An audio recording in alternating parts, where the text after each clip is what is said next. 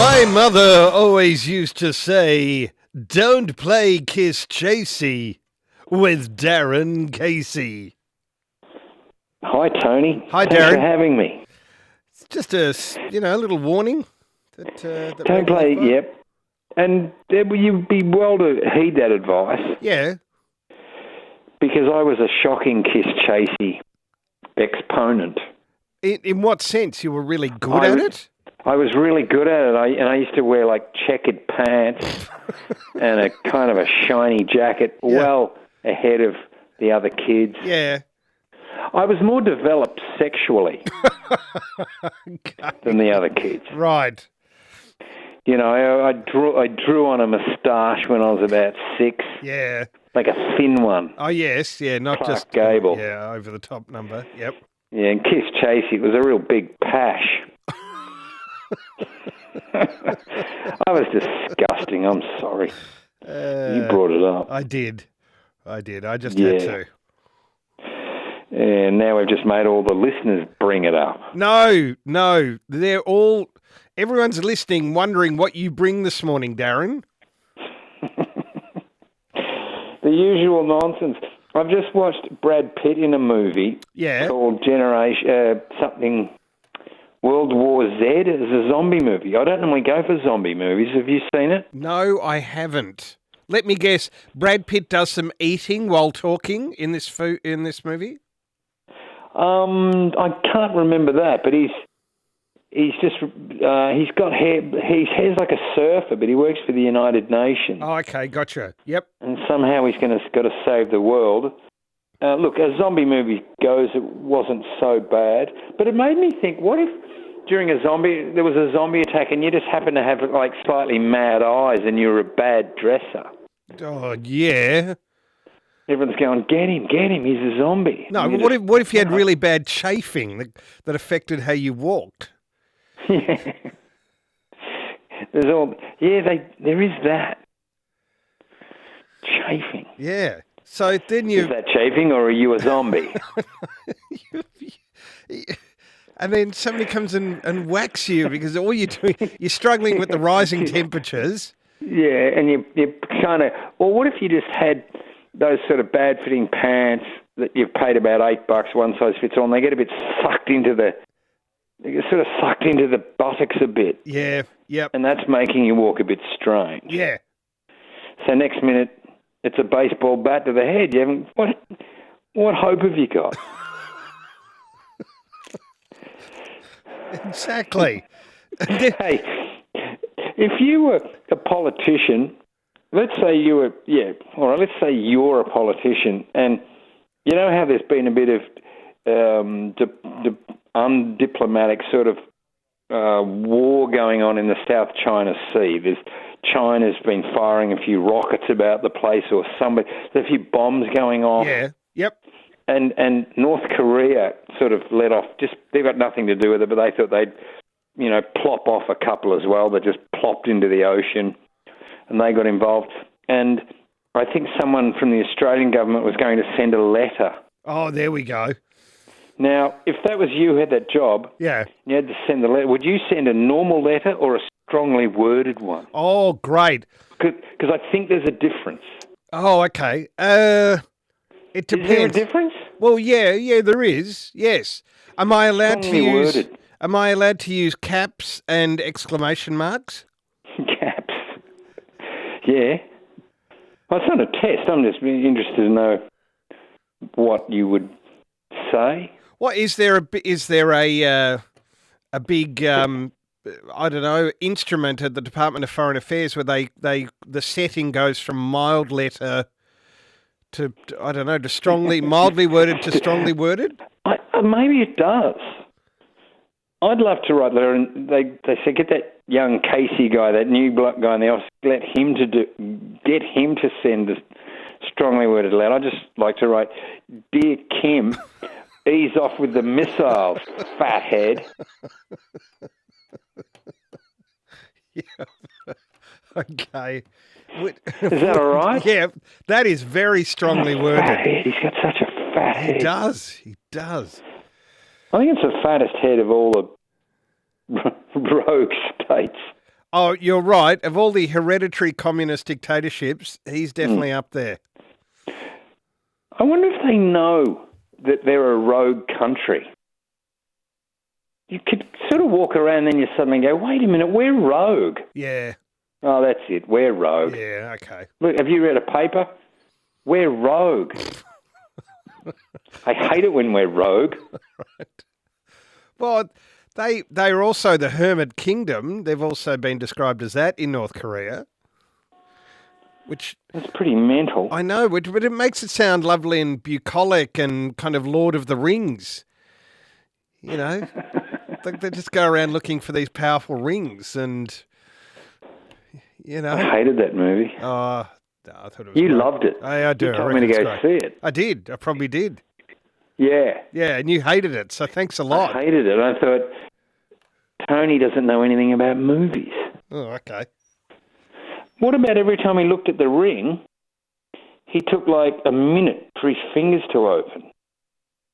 Yeah. What was that? Arthritis. I mean, yes, Arthritis. it's a hermit kingdom, but it's very damp. This thing. I don't know what else where to point you next. What about? Do you think the royal family are on the skids? Yeah, they're taking hits, aren't they? They really are. They really are. You throw that old woman under the bus. Yeah. You deserve what's coming to you. She walked into a sucker punch there, didn't she? And they just they just let her burn. The King of the Prince of Wales just said, "Nope, no courage from us on this at all. You're on your own, you old lady." Yeah. Racism. Yeah. No, no, you just can't ask people where they're from. This woman she's a fraud. She's an activist. She went there basically wanting, wanting to provoke it, and she did, and everybody fell into line, and it was shameful. I heard a woman of a similar ilk on another channel, and why is it offensive? And she said, because what you're saying is we don't belong in Anglo society. So it's mind reading. I know what you're saying before you say it. So don't ask anyone where they're from. You're standing next to someone who just looks like they've been auditioning for the Lion King. Don't ask them where they're from. Yep. It's just not worth it. No. Might be interesting culturally, not worth it. But now the same woman has offered to go to Buckingham Palace and do something like anti-racism training, and I'm sure she's going to do that free. Like that, I'm sure she's not seeking to cash in there at all for thousands and thousands of pounds. Oh. It just has the terrible stink of a fit up. Do you know what I mean? Yep. Yeah. So, but what about King Charles? In 7 years on the throne, I don't think anybody ever threw eggs at the Queen. That's his second attack in about a fortnight. Was there another one? There was another one. There's been two. Ducking and weaving. Yeah. They went whizzing past. Like there was one came at a different angle. I think there was a second Eggman on the grassy knoll. I saw a couple go whizzing past him, and another one from a different angle. Right. A second Eggman. There was, and here's the problem, Darren. He hasn't undergone his coronation, so he has no head protection at all. Right. A second Eggman. Yeah. If John Lennon were alive. Oh, yeah. And he heard that. Yeah. Did it do his head in? Yeah. Yeah. The second Eggman. All right. I don't know what else to regale you with. I was a bit fascinated by I've got a bit of paper with everything scribbled on it again. All right, what about some nutty Indian marriage stuff? Okay, great. Let's hear it, please. Arranged weddings. These are 4 examples where the young lady decided, no, I'm not marrying this guy. One, they were married and he stole a kiss. And she went, no, not having that. What? And they're married? Yeah, they had just got married. They were sitting on sort of near the stage. Yeah. And he went to kiss her. The Hindus are really private about kissing. Wow, okay. All right. Yeah, that's for the bedroom. None of that stuff. So, no, you've dissed me. walked out, whole family's following her down the road, down to the cop shop. To report, Report an him. unsolicited kiss. Yep, and try and get it annulled. They'll have to get it all annulled. They said, we'd be married. Which police department looks into that? I don't know. Ballistics? Stolen kisses. Yeah, well, stolen kiss. There we go. So that's theft. Stolen kiss department. Yeah. Theft. All right, they're gonna. That means they'll have to dust her cheek for finger or lip prints. Yeah, lip prints. Lip prints. God. I know, it's crazy. Cops in those trench coats with their notepads going, I don't like the look of this. This guy's got ink all over his lips. There was one guy did the snake dance, and no, didn't like that, not marrying this clown. Wow. His snake dance, which is kind of sexual. You do some gyrations. I think you did it at your wedding. Yeah. I remember you eyeballed everybody. I did, yes. And then you moved into a trance-like state. Yep. Snake dance. Anyway, it was terrible when he was drunk. So not even this. My favourite was the guy. There was just taking the vows, and she said to him, "What's 15 plus 6?" And sure, he's getting married. He's nervous. He said 17. Yeah. She said, "I knew it. You're illiterate." And reckons that his family had lied about his education. Oh, and that was it. Yeah, not marrying you. Wow. Well, yeah. And he wasn't illiterate. He could have come back and said, "Well, actually, I've got." It's not illiteracy. No, it's innumeracy. Well, I thought it was. It's actually dyscalculia or something. Oh, really? Problems with maths. Oh, yeah. okay. All right. So he's still got a chance. I mean, love might win out. No, not interested. Wow. Yeah, because he's got no education, but they said he did, so she didn't want that. And then what about the guy? One guy had an epileptic fit. Okay. Was that before or after marriage? Oh, but just before. Oh, yeah. Okay. And what had Well, those? he didn't tell me he had epilepsy. Yeah. Okay. And this is the best bit. He's gone off to hospital. She's wheeled around to one of the other guys and gone, "Well, he's had an epo. What about you, fat boy?" And married one of his mates. Oh my God. That's incredible, isn't it? Well, we would call that cruel, but they would have a different point of view on that. It's just love. Yeah. Will you see that in a movie in India? Is there going to be? Probably. Okay. It could. It'd be interesting. I don't know if it'd be up there with 4 Weddings and a Funeral, or Love Actually, or something like that. But anyway. Oh, that got slagged off too. That movie. It did. Yes, it's too white. It's too white. Yeah. Why does it? Oh, don't. Let's not go there. Yeah. So back in the USA, Tony. Yeah. Last week I was telling you about I was on my way to Vegas when we ran out of petrol in the desert. Yes. Filled up with juice. Get in the car, keep driving. Only this time now, the guy I'm travelling with, he hasn't topped up the radiator. Second-hand car. We're on the turn-off leading into Vegas, and the car's spraying that brown rusty water out of the radiator. So we've got this brown goo all over the windscreen, and then the car just seizes up. Yeah. And so I'm the idiot who has to get out, and I'm pushing a car. And so my first ever view of Vegas, that like the strip, Yeah.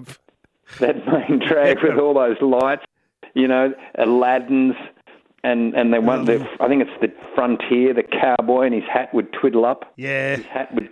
The first time I saw all that, I was pushing a car down the main drag. Okay. And the irony of that is because it's a town of losers. That's how most people leave Vegas. Well, that's what I was thinking.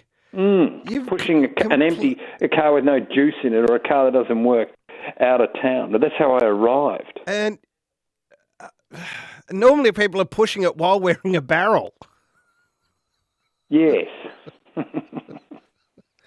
So you didn't get to Las Vegas? No, have never been. I want to go there because there's a massive Air Force base near there that I'm very keen to see.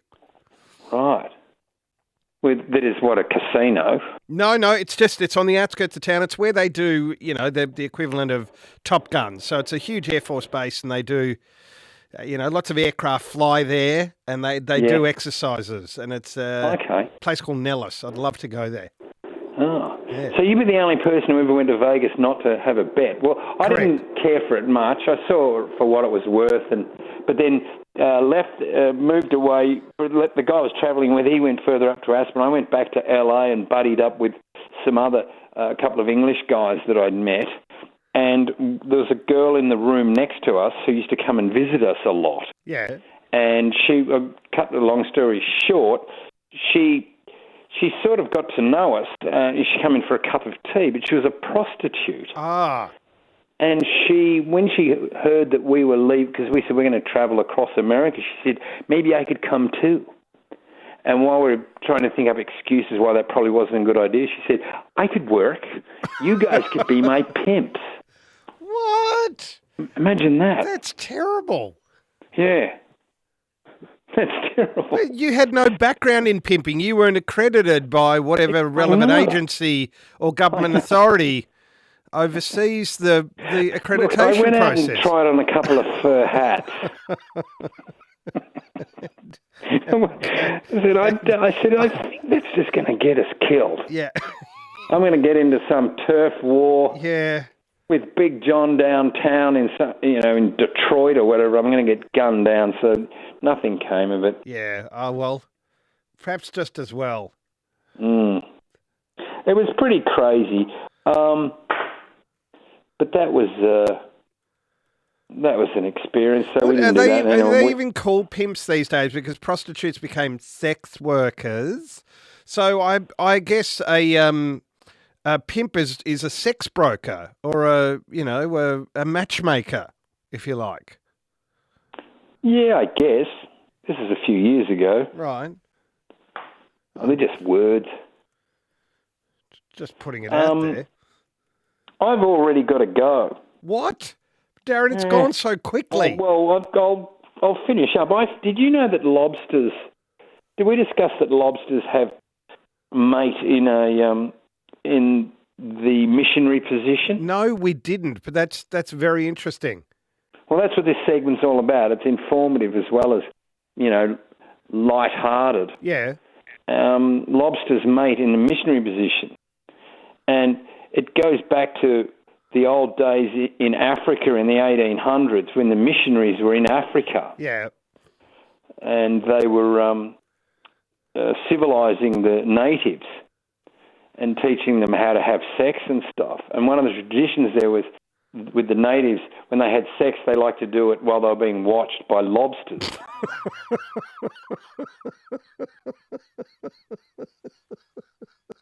The more, the better. The more status you had, like you may be in a circle of lobsters or watching. It's just the way they did it. In fact, they'd keep a couple in the bed, in the dresser drawer. Okay. Often they'd have... topped up with water, though. The dresser drawer would have to be full of water, which meant you had to be very careful when you opened it. Because it'd splash. I know. You see, we've learnt that, Darren. If nothing else, that's what we've taken away from this morning. Yeah. Yeah. So I hope that goes well. Great, thank you. Go forth and spread that news. Yeah, lobster. There we go. It just got even better. Darren Casey, thank you as always, and we will speak for the last time in 2022 next week. Next week. All right, Tony. Thanks a lot. See you later. Thank you, Darren. All right, bye. Darren Casey, available on the Australia Overnight Facebook page. Oh. I'll do more Rocky next week. All right. Thank you, Darren. All right. Back in a moment.